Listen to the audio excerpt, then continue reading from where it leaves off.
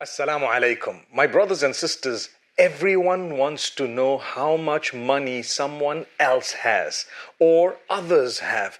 People get so interested to know how others are making their money, why do they have so much, and so on. If they do have, mostly people think others have more money than they actually have.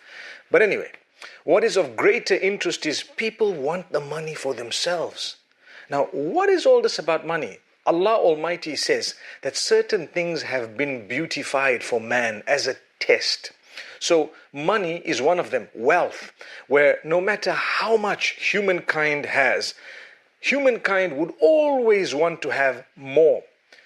But do you know what we're taught? There is no point in having wealth that comes without blessing. Wealth that is a punishment from the Almighty. There is no point of having so much when it comes with you having lost your connection with the Almighty, or no happiness, no contentment, no good health. We need enough so that we can survive, perhaps lead a relatively comfortable life, reach out to others using the same wealth, and at the same time, receive the blessings of the Almighty. We want goodness, happiness, contentment, whatever else, lovely families. We would like a beautiful, cozy home where as we think of going back home, already the heart is calmed. Not a home where you think about it and you don't even want to go anywhere near, or as soon as you get in, you're totally distressed. That's not a home. That is perhaps a punishment from Allah. Perhaps it is the snatching away of blessings, to say the least. We need to do something about it to earn the blessings. So how would we be able to earn wealth and sustenance and at the same time ensure that it's coming with the blessings of the Almighty? Well, here goes. Point number 1, your 5 daily prayers. No matter what, if you have fulfilled those 5 daily prayers on a daily basis, rest assured the wealth you're going to get would be filled with blessings and goodness, on condition that you've also taken care of a few other things. But that is one of the starting points. Without that, there is no chance you're going to be having blessings in your wealth. And in fact, Allah Almighty speaks about this beautiful, beautiful verse in Surah Taha, right at the end. Allah says, وَأْمُرْ أَهْلَكَ بِالصَّلَاةِ وَاسْطَبِرْ عَلَيْهَا. Instruct your family or your relatives, your family members. Instruct your family members to fulfill and establish prayer. And bear patience upon it. Upon what? Upon the fulfillment of the prayer and the continuous reminder to your family members in a beautiful way to pray. When your father, your mother, your brothers, your sisters, even your children were to remind you about prayer, don't feel upset. It's from Allah Almighty. They will tell you, please pray, or get up, it's time for Fajr, and so on. Come on, do your prayers, it is late, and so on. Those are the blessed words that were sent to your ears by Allah Almighty. They are registered by the angels, and your reaction will also be registered. Be careful. Let's try and react correctly. It's like when the caller calls to prayer. He says, Hayya ala salah, Hayya ala al-falah. Allah has instructed him through the blessed lips of Muhammad, peace be upon him, to call out to people to say, come to prayer, come to success. Those two come hand in hand. Come to prayer, come to success. It's repeated how many times a day? We have 5 prayers, right? For each prayer, it is repeated 4 times. So 4 times you hear come to prayer, and 4 times you hear come to success. Now, my brothers, my sisters, multiply that by 5. 20 times a day you're being told, come to prayer, come to success. You've heard it. If you've heard it, your reaction is also recorded. Subhanallah. Now, if you were to pray, look what Allah says, وَاسْطَبِرْ عَلَيْهَا. Be patient upon the prayer. Persevere, continue, make sure. It's not easy to get up in the morning to make. There will come a time once you do it for a while that you're just awake at the time. You feel like praying. Go and cry to the Almighty. Wash yourself and fall prostrate for Allah Almighty. When you're reminded to pray, don't be lazy. Don't be upset, because that is true success. Here, Surah Taha, Allah Almighty says, La nas'aluka rizqa. We are not asking you to sustain us or for sustenance. We're not asking you sustenance. Nahnu narzuquk. We will actually sustain you. We will provide for you. نحن نرزقك. We will give you sustenance. What do you want? You want wealth. You want so much more. You want your contentment, your happiness, whatever else. We will give it to you. As a result of what?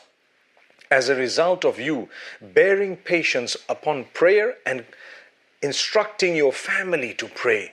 So when you tell each other to pray, by virtue of that beautiful instruction, you will already be achieving blessings in sustenance. That is amazing. That is amazing. And if you don't remind each other to pray and you're living in the same house, don't expect further blessings from Allah Almighty. Subhanallah. Even though He does give us, sometimes it's not a blessing. People get wealth as a source of their ultimate downfall. That has happened to so many in the past. The Quran's given examples of that. So we need to be careful. My brothers, my sisters.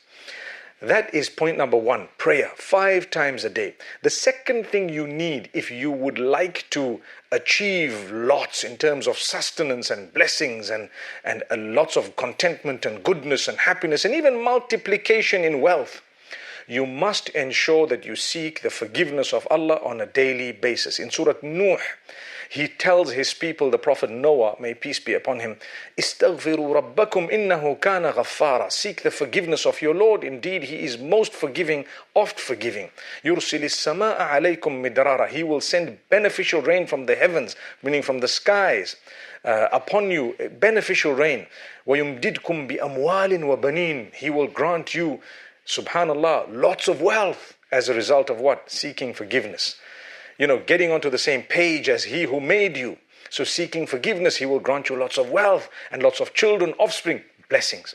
Blessings in your family, blessings in your wealth. By doing what? By seeking the forgiveness of the Almighty. So you have your prayer and you have the instruction of the prayer to one another. And then you have seeking the forgiveness of Allah Almighty and ensuring that you mend your ways and habits. What's the point of seeking forgiveness when you haven't really regretted the thing you've done, or you haven't prayed, or you're not interested in doing the right thing? But if you seek forgiveness correctly, often on a daily basis, for the sins you know you committed, for those you don't know you committed, for those you don't even realize you committed sometimes, those are minor sins. But the major ones as well, we ask Allah's forgiveness individually from the sins and collectively as well. May Allah Almighty grant us goodness and forgiveness. And the last point I want to make mention of, if you would like barakah and blessings, my brothers and sisters, ensure that your character and conduct is amazing. Don't hurt a soul. Do not slander someone. Do not accuse them. Do not abuse them. Do not backbite about them. Do not hurt them in a way that, subhanallah, it comes back to you with evil, because that's called huququl ibad, the rights of fellow humans. And Allah is very quick to retaliate against someone who has hurt people who are close to Him, subhanallah. So you'd rather stay away. Make sure you treat people with respect. Make sure you utter good words. Make sure you stay away from backbiting. Backbiting is to say bad things behind your brother or sister that are true, that if they heard them, they would feel offended. Subhanallah. Have you ever realized that? If it was not true, it's called buhtan. It's a slander. That's even worse. These are major, major, major sins. Subhanallah. We ask Allah Almighty to grant us forgiveness. So you won't achieve any barakah or blessings if you were to abuse others, accuse others, slander them, backbite them, deceive them, cheat them, steal from them, and whatever else. You need to improve that. So on one hand, your prayer has improved, your seeking forgiveness has improved, and your relationship with others needs to improve. Notice how every time these 3 or a few of these pointers keep coming up, because that's the essence of life. Worship Allah alone and remember to treat everyone else with utmost respect. Many people are suffering. Many people are struggling in their families, in their wealth, in their health, with their contentment. They don't realize the reason you're suffering is because you made someone else suffer. That's all. May Allah Almighty grant us forgiveness and make us really from among those who can develop ourselves and take heed. Beautiful reminder in these beautiful nights of Ramadan. Remember, we're almost about to start the last 10, and these will be the most powerful nights of the entire year for us as Muslims. Make the most of them. Let's change our lives. Become steadfast. Promise Allah that you're going to pray 5 times a day. See how in the future, as time passes, one by one, the doors of sustenance will keep opening for you no matter what. And rizq includes your spouse, your children, your family members. That's also part of rizq. It's part of sustenance, not just your wealth and money. But wealth and money, don't worry about how much someone else has. Don't worry about where and how they earned. It's not going to change your life in any way. It's going to make your life more miserable, maybe. Worry about what Allah has given you and why He has given that to you. If you are far from Allah, then you need to worry and be concerned about that distance. Perhaps it is causing whatever negativity you have in your lives. May Allah subhanahu wa ta'ala grant us closeness to Him. أقول قولي هذا وصلى الله وسلم وبارك على نبينا محمد.